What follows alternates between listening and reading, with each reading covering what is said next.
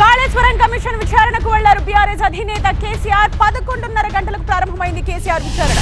Open కోర్టులో కాకుండా 1-to-1 KCR విచారణ జరుగుతోంది.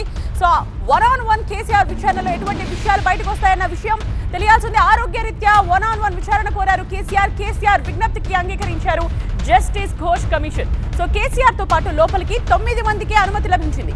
హరీష్ రావు, ప్రశాంత్ రెడ్డి, పద్మారావు గౌడ్, బండారి లక్ష్మారెడ్డి, ఎమ్మెల్సీ మధుసూదనాచారి, ఎంపీ వద్దిరాజు రవిచంద్రలకు లోపలికి అనుమతి లభించింది.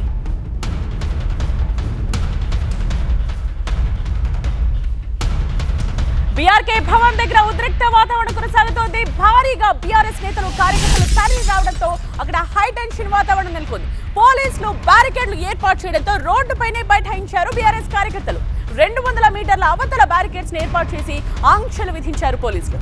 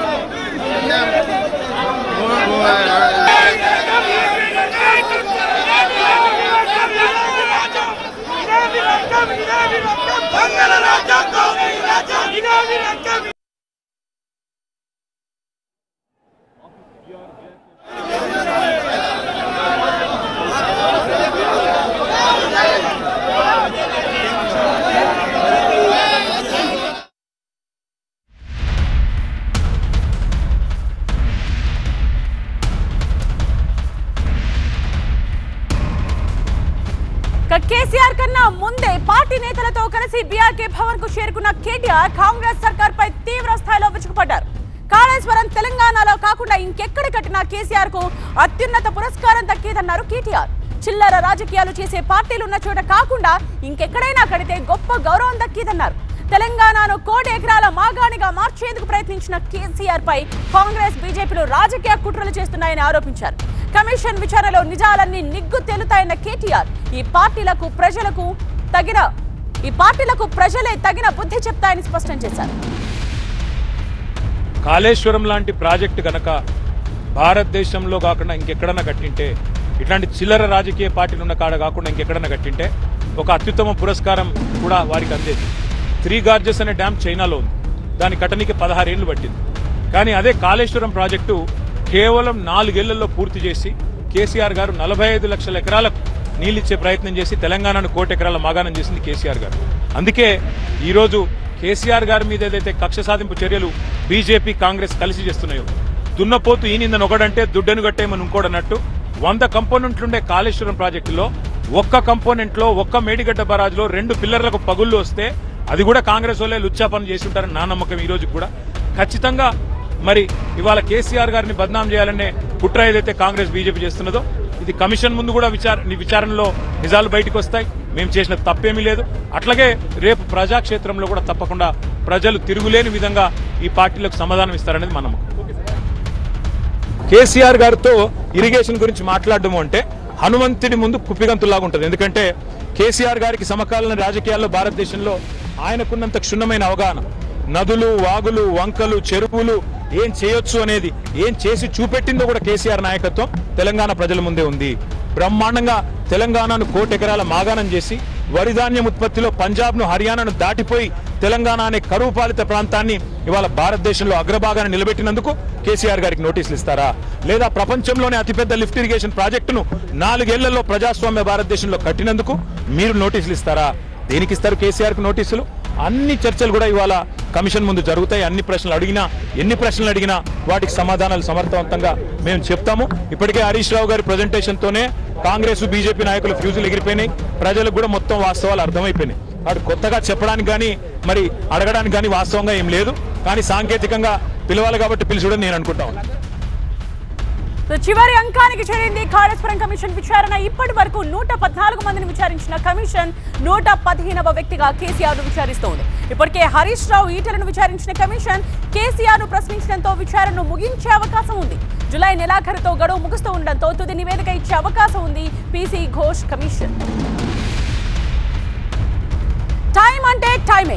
కరెక్ట్ గా 11 గంటలకు బీఆర్కే భవన్ కు చేరుకున్నారు కేసీఆర్. 10 గంటల తర్వాత ఎర్రవల్లి వ్యవసాయ క్షేత్రం నుండి బయలుదేరిన కేసీఆర్ భారీ కాన్వాయ్ గా హైదరాబాద్ బయలుదేరగా ఆయనకు మద్దతుగా గులాబీ దండు వెంట నడిచింది. లేఖ వివాదం తర్వాత తొలిసారి కేసీఆర్ ను కలిశారు కవిత. ఎర్రవెల్లి ఫామ్ హౌస్ కు వెళ్లారు ఎమ్మెల్సీ కవిత. భర్త అనిల్ తో కలిసి వెళ్లారు. ఇవాళ కాళేశ్వరం కమిషన్ ముందుకు మాజీ సీఎం కేసీఆర్ వెళ్లనున్న నేపథ్యంలో భారీగా ఎర్రవెల్లి ఫామ్ హౌస్ కు చేరుకున్న దృశ్యాల్ని మనం ఉదయం నుండి చూస్తూనే ఉన్నాం. ఈ క్రమంలోనే కవిత కూడా తన భర్తతో వెళ్లి కేసీఆర్ ను కలిశారు.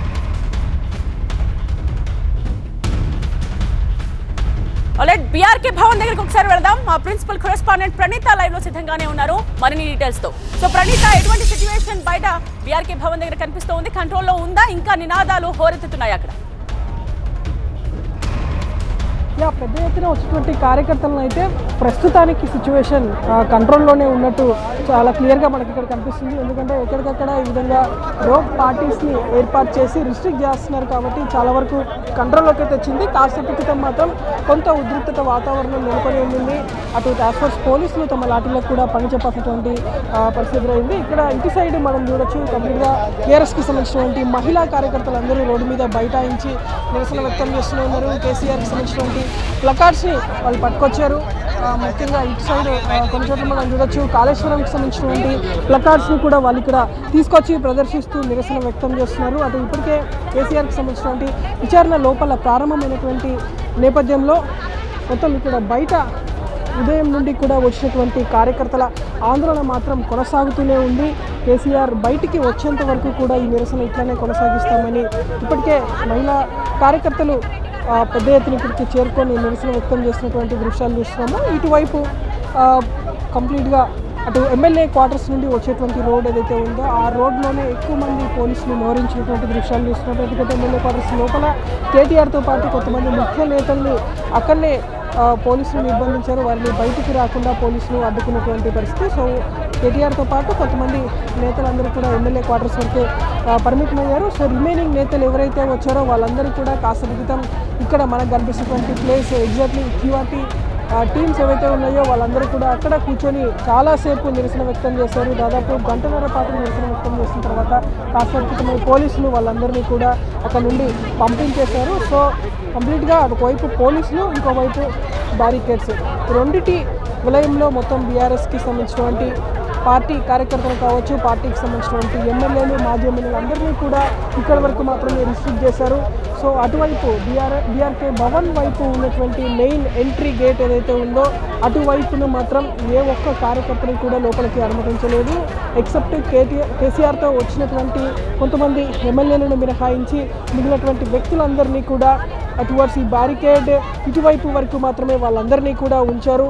సో కాసేపటి వరకు ఉన్నటువంటి వాతావరణం అయితే ప్రస్తుతానికి కూల్ అయిపోయింది. సో పోలీసులు అందరినీ కూడా నిలువరించడంతో ఎక్కడికక్కడ ఆందోళన అయితే కాసేపు ఒక ప్రశాంత వాతావరణంలో అయితే కొనసాగుతున్నాయి. ప్రస్తుతానికైతే ఉద్రిక్తత పరిస్థితులు లేవు.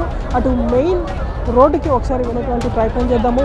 అటు టువర్డ్స్ సెక్రటేరియట్ వైపు రోడ్ ఏదైతే ఉందో ఆ రోడ్డుకి సంబంధించినటువంటి విజువల్స్ ఒకసారి చూస్తే సెక్రటేరియట్ నుండి బీఆర్కే వైపు వచ్చేటువంటి రోడ్డు మార్గం స్టార్టింగ్ నుండి ఎండింగ్ వరకు ఇదే రీతిలో మనకి ఇక్కడ రో పార్టీ కనిపిస్తున్నటువంటి దృశ్యాలు చూస్తున్నాము. సో కంప్లీట్గా అన్ని వైపులా బీఆర్కేకి వచ్చేటువంటి 3 రోడ్స్ని కూడా కంప్లీట్గా పోలీసులు బ్లాక్ చేసేసారు. ఒకవైపు బ్యారికేడ్స్, మరోవైపు పోలీసుల బలగాలతో మొత్తం అంతా కూడా బీఆర్కే భవన్ని అష్టదిగ్బంధనం చేశారు. సో కార్యకర్తల నిరసనలు అయితే బీఆర్కే భవన్ బయట కొనసాగుతూనే ఉన్నాయి.